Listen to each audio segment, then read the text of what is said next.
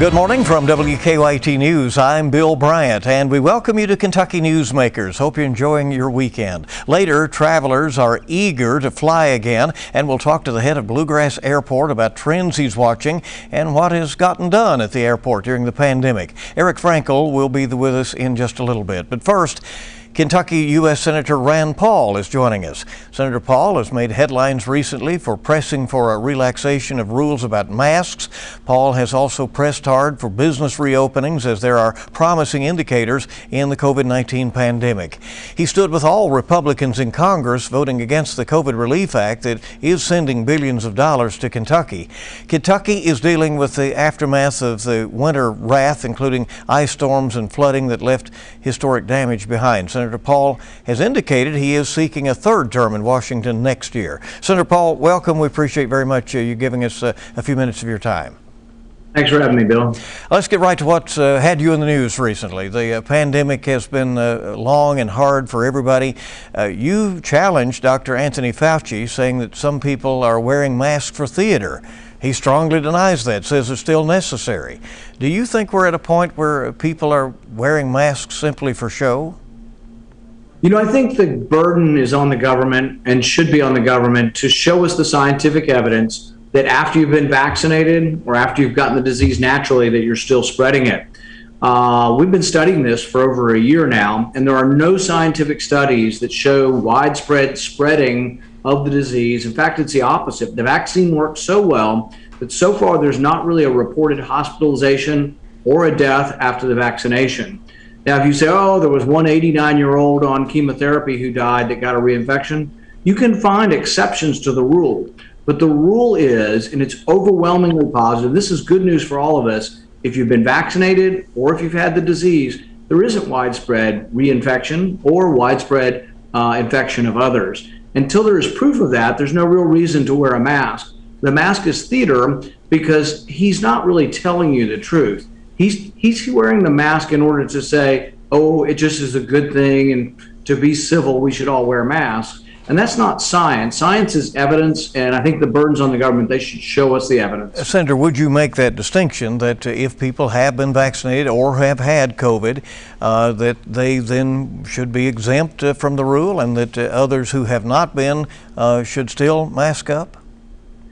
In a free society, what would happen is every individual would make their decision. So, for example, kids under the age of 25, the rate of the risk of death is about 1 in a million. This is less than the seasonal flu. In the seasonal flu, we didn't mandate that children wear masks. So the death rate is higher for seasonal flu than COVID for children. So should we mandate wearing masks? No, I think we should base it on the risk. If you're above 80, this virus, the COVID virus, is maybe 100 times greater risk than the seasonal flu was. So it's very, very dangerous above 80 and also with obesity. So there are people at high risk. And I think because we do a one size fits all, everybody's saying, well, government's just lying to me, so why should I listen to them? We should be honest with people. For young people, this is a very, very low risk disease. For older people, it's a high risk disease. And also for people who are overweight, is a high risk disease. There are important things about this, but we shouldn't just sort of have this one size fits all that ignores the science, ignores the evidence, because then people tend to doubt the people who are giving them these orders and mandates. All right, let's talk about the economy. Senator, you opposed the nearly $2 trillion COVID Relief Act, as did all Republicans in Congress. As you know, it is sending several $billion to Kentucky state and local governments and to schools. Do you think that federal spending is an overreaction to what we're facing? Well, there's no money to give anyone. We don't have any money up here. We are $1 trillion short just with our normal spending.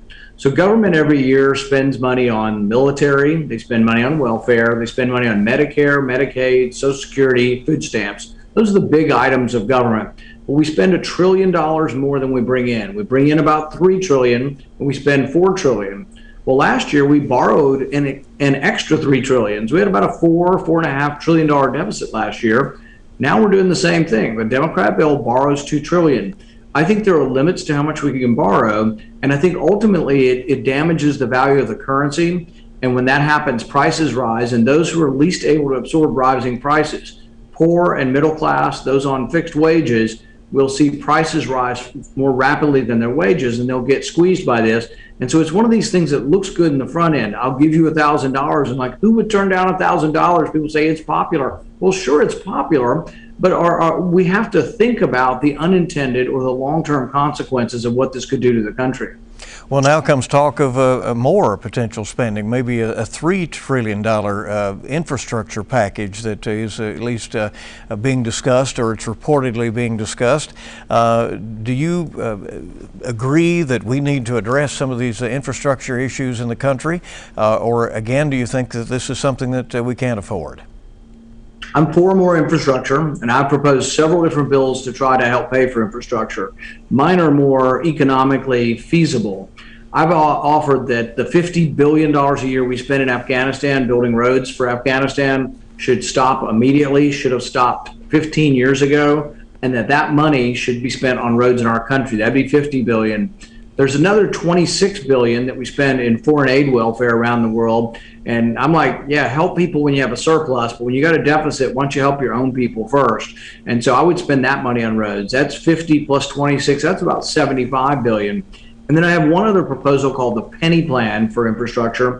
And what it would do is it would tell all departments of government, you have to cut your budget by 1% by eliminating waste, which I think is very reasonable. But when we take the savings from the waste and we put it into infrastructure, that's another 50 to 60 billion last year. So we'd have over $100 billion a year for infrastructure. And that's, that's a pretty hefty amount. It's a lot more than we're spending now, but it would be done in a responsible way. The Democrats are going to do $3 trillion by just borrowing $3 trillion. They are going to bankrupt our country. And I really, really am worried about the country with borrowing so much money so rapidly, more than any time in our history. This borrowing will exceed any borrowing capacity that we've ever had in our entire history, including World War II. Senator Paul, the recent shootings in Atlanta and Colorado have renewed calls for limitations on the ready access to guns. Opponents say gun laws won't work. Do you expect that there will be a spirited debate upcoming on access to guns? Where do you start in that discussion? I think we should all start with sympathy and sorrow for the people who were killed. I mean, a police officer gave his life up. He had 7 kids. He was a real person with a real family. And I think that's where our sympathy should be. Instead, I think a lot of politicians, some on both sides of the aisle, rush to the podium and say, this is what we have to do now, and we're going to fix this problem. It's not as simple as people make it out to be. Let's say you banned all guns, which I'm not in favor of, but let's say you banned all guns or banned all assault weapons, was what Joe Biden is saying. Would that eliminate crime? Well, it would not even scratch the surface, because 80% of weapons that are used to commit crimes are stolen. So what you do is you would eliminate weapons from a lot of law-abiding citizens, but what you would do in the process is probably do little to affect crime, because many of the crimes are committed with stolen weapons. So I don't think it would work. But there also is this little sticking point of the Second Amendment, which is part of the Bill of Rights, which guarantees our right to ownership of guns for self-defense and otherwise. But I think that the tragedies are awful, and we ought to remember that these are real people who have suffered and died, but they shouldn't be used as pawns in a political debate. Some talk about temporary emotional or mental status, that it might be a good idea to limit access to guns for someone in that circumstance for a limited period of time. Do you go there? We actually have some of that. So, for example, if a loved one in your household or that you know of is threatening to commit suicide, if they're a danger to themselves, there is a court proceeding you can go through. It's important that there be a court proceeding, because you could also see why people are just mad at their spouse or mad at their kid or mad at their cousin, where they say, he's unstable, take his guns. There has to be a proceeding, because the person has to get to defend themselves. And so as long as there's a court proceeding where you defend yourself and there's actually a trial of some sort, either before a judge or a jury, then I would be fine with that. The other way we can do this is that if you're mentally ill, or you're an angry sort of homicidal sociopath, like some of these killers that have been in the school, if you threaten people, that is a crime. The mass shooting that happened at Parkland, that shooter had been threatening people for years, and everybody had been whitewashing it, including the school system. And really the school system, you want to talk about who should be punished for that? The killer, obviously. but then the school system for letting that kid be mainstreamed back into school because he was a rotten apple who was a killer waiting to happen, and people knew it. People were afraid of him for years. You know, he was already banned from bringing a backpack in because they worried about him bringing a gun. He had no business being there. But banning guns for law-abiding citizens wouldn't have fixed this. Let's ban this kid, you know. But there still has to be a proceeding. Even when a person is perceived to be bad, has to be a proceeding where they get to defend themselves. Otherwise, we'd have a tyrannical government that everybody just points fingers at people and they are put in jail or have their rights taken away. Senator, as you know, there's been a long-term discussion on immigration in this country. Is Congress, is something on the horizon at this point to potentially address the situation at the southern U.S. border? You know, I know a lot of immigrants in Bowling Green and cross Kentucky, and they're good people. Many of them and most of them came here lawfully. They're hardworking people, and I think that shouldn't be lost in the debate. But at the same time, I don't think you can have an open border. If you have an open border and you have a large welfare state like we have with health care and education, all these things provided to people, they will overwhelm the system.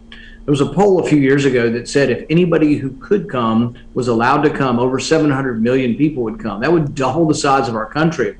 So mass migration and encouraging people is a mistake. So Biden saying that we're not going to have any rules at the border, half of Central America is walking up here now. So it is a crisis and it's going to be a problem, and we can't handle it. One of the things Trump did very well is he had what's called a Remain in Mexico policy he negotiated with Mexico. As people came up and they wanted to apply to come across, they stayed in Mexico until they were approved to come across. What that did is it discouraged some of them, put in place a process, and then we didn't automatically send them to like Massachusetts or Alaska. If they get across now, we are sending people inland and they never come back and are adjudicated. They're here for good once they come across. One in-state question here, and I know they're signaling you that our time's about to expire here, but there are some voter reforms passed by the Kentucky General Assembly, championed by the Secretary of State. Are you supportive of the changes that will mean more early voting next year in Kentucky? You know, I've never been opposed to early voting. I think that voting early and in person is fine. I think it's harder to verify voting by mail. And so I think the vast majority of people should vote in person, but if they come early, I don't think that makes a big difference. And it does help with the convenience for working families. Most importantly, I think that when you apply for a ballot to vote by mail, you should apply for it. It shouldn't be some left-wing or some right-wing group doing it. It shouldn't be the government doing it. It should be you of your own initiative applying for a ballot and getting it. And if we do it that way, I think we can have elections that we can all believe in. I, by and large, think Kentucky did a pretty good job with their election. We need to verify. When a lot of people are voting by mail, you need to verify they haven't already voted before they come and vote in person. And some of it can be innocent. People just forget, now, did I vote by mail or not 2 months ago? And then they show up. And I think our system worked pretty well in that we had to verify, and, you know, they had iPads there to tell if you'd already voted. But you do have to have controls in place, and I think the more people that vote in person, the better chance we have of both sides, Republicans and Democrats, believing in the election. Senator, in closing, you do plan to seek a third term in 2022? I do, and since we think COVID's on the wane now, and I think we're doing better, we're beginning to travel a little more around the state. You know, last year wasn't as much, but I will be traveling quite a bit more around the state. We've already got a couple trips planned. Senator Rand Paul, thank you for being with us. We appreciate it very much. Thank you, Bill. See you soon. And stay with us now. How has Blue Grass Airport used the pandemic in hopes of flying high once again? The airport's executive director joins us next on Kentucky Newsmakers. Welcome back to Kentucky Newsmakers. The pandemic impacted airline travel hard. That was certainly noticed at Blue Grass Airport. That was described as a ghost town during a lot of 2020. But Americans are starting to fly again. Over the last 2 weeks, daily passengers have topped 2 million across the nation. Airlines are starting to look ahead and make announcements about better times to come. Allegiant is adding a direct flight from Lexington to Houston in June. And even during the toughest of times, American Airlines bet on Lexington and added a quick direct flight to Miami. How did the airport use this downtime? What will it take to get things back to normal? And how important will it be to get a real ID if you plan air travel later this year? Eric Frankl is Executive Director at Blue Grass Airport, and he joins us. Eric, thank you so much for being with us. We appreciate it. Thank you, Bill. Thanks for having me back. You know, things were really flying high for Blue Grass Airport before the pandemic. You were billing it as one of America's fastest growing airports, and then that plummet of last year. What was it like during those days when things were so quiet at the airport? Well, I tell you, of course, like with every other industry, we were hit pretty hard, and it was dramatic. We were on pace to have another record year just based on what January and February's activity was last year. So March hit, obviously the world changed, and we were a part of that change. So the industry overall, I think, went down 95% in the month of April. And then we've been hovering around 35%, well, being down 65% pretty much since then, which is pretty consistent with the rest of the nation overall. So it's been a struggle. There's no question about it. And like a lot of other industries, we had to find our way through, and we think we have. I'm really grateful for the leadership of our board, not only their current board, but the past board that was really thoughtful enough about the future in terms of building our reserves and letting us sustain an event like this of this magnitude. And of course, our employees stepped up tremendously as well. We had to make a lot of changes, a lot of difficult decisions, like a lot of other industries. And I'm just grateful for our employees and maintaining a good attitude and doing the job because, of course, as you know, we were essential industry infrastructure, so we couldn't close, we couldn't change our hours of operation, and we basically had to treat, if it was one person walking through that checkpoint or 100 or 1,000 people walking through that checkpoint, we had the same regulatory environment, same safety, same security. So it was a challenge. You had a lot to manage. No doubt. Yeah. How were you able to maybe get some things done during that downtime with no crowds around? Yeah, great point. We struggled with this right kind of from the beginning, where we saw this somewhat as an opportunity to do some things that we really, frankly, had a very difficult time doing, particularly improvements to the parking lot and the parking garage, because obviously we're a 7-day, 365-day, or 24-hour 365-day year operation, so we couldn't move thousands of cars to do improvements that we needed to do. And so while of course our finances were down, we did take this opportunity to do a lot of improvements to the parking area and the structure and some of the things that may not be as noticed by folks but needed to be done and were important. The CDC, is still discouraging non-essential business and personal travel, but it is spring break. Clearly, many people are getting vaccinated at this point, and the number of people jetting off to somewhere is growing fast. How do you handle that message on one hand and then the sort of reality on the other? Yeah, it's been tough. We are certainly sensitive. We're obviously regulated by the CDC as well as FAA, and of course we're sensitive to our mayor's goals and objectives and our governor's goals and objectives, and we have to provide this ability for people to move about, particularly our medical workers that needed to get around the country. By the same token, we can't tell people not to travel. We just want people to be responsible. I think the whole aviation industry, whether it's the airports themselves or the airlines, have taken great steps to improve the safety of the experience and mitigate the spread of the virus as much as possible. So I feel like we've struck that right balance. I think every day that the more people get vaccinated, of course, more people are going to want to travel, and that surge is going to be another challenge for us to be able to surge back up. In honesty too. So we mentioned that even in these tough times, American has added a direct flight to Miami, Allegiant doing a direct to Houston starting in June. The airlines do seem to still be betting on Lexington. Yeah, we were really pleased with that. We had been trying to get Miami service for quite some time, actually. We felt that was a good destination for our community, for our region.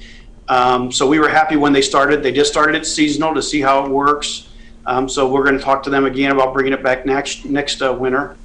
But then the Houston service was a bit of a surprise, honestly. We had Houston service before via United, but Allegiant wanted to take a chance on us that we could make that work, and we're going to try and give that a shot starting in June. For the next couple of months, we'll have direct service to Houston on pretty reasonable fares, I would say. United's using a new aircraft for the flights to Orlando as people go to the Central Florida and the Disney World region. Big selling point for that, I think, is some of the storage space available in the cabin, right? Yeah, I think that's one of the challenges, though. Because getting give credit to the airlines. They've been pretty flexible organizations as well. They change aircraft in and out kind of regularly, what serves Lexington and frankly what serves other airports too. So it's a little hard for us to know how that's going to work because we don't know on a flight-to-flight basis which aircraft they're going to use sometimes until things settle back down. And hopefully in the fall we'll get to a little more consistent aircraft type and destination and frequency. Do you see this, Eric, being a gradual increase in air travel, or do you think that, here in a couple of weeks it may just all of a sudden be wild at the airport again? I'll tell you, if last week gives any indication, it was a big surge this past 7 days, and I'm sure you know if you've followed the TSA statistics. I think we're going to see a leveling off here for the month of April and May, and then I suspect we're going to have a pretty robust summer for June, July, and August. I think a lot of the unknown for us is what happens when the vacation travelers are done and the kids go back to school, God willing. So what happens in the fall? And that's what's really hard for us to predict. The Real ID law has been a moving deadline for Kentuckians for years as the state has gotten several extensions. That is about to end on October 1st. That's the day those delays run out. What do you want passengers to know as they plan ahead? Well, great question, and I'm glad you asked that because this sort of does kind of get lost in the shuffle a little bit because of COVID. But there is going to be a new driver's license required. It's called Real ID, and it takes a little bit of a process for people to get that. But you will not be able to travel without one of the new driver's licenses called Real ID or a passport. So we're really going to be reaching out to the community and everyone to because it takes a little effort to do it. And so I think between our federal partners, our state licensing partners, and the airport industry, we're going to be trying to get the word out to don't wait until October 1st to try to get your ID. You can do it anytime, basically, and you can do it by appointment. And so we're going to definitely be encouraging people to move in that direction because it's important. Do you see general aviation picking up as well as things are improving in the pandemic?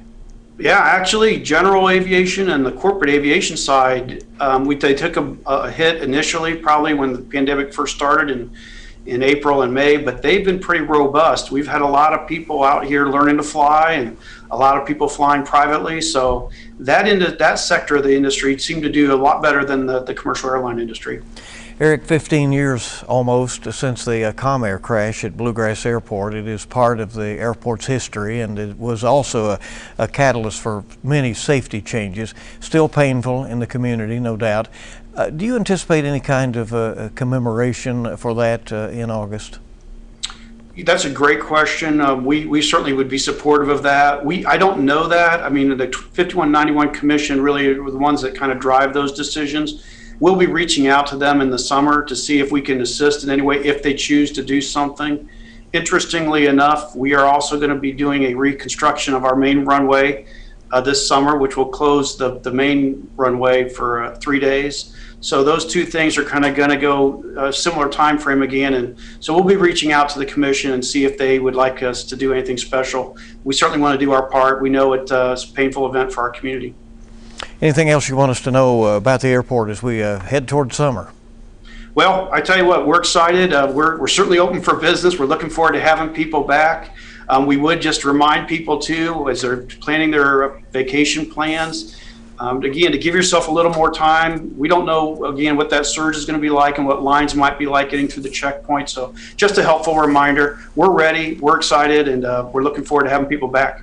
Well, it's good to catch up with you. Thank you very much. Eric Frankl, the Executive Director at Blue Grass Airport. Thank you very much. And stay with us. We'll be back on WKYT's Kentucky Newsmakers.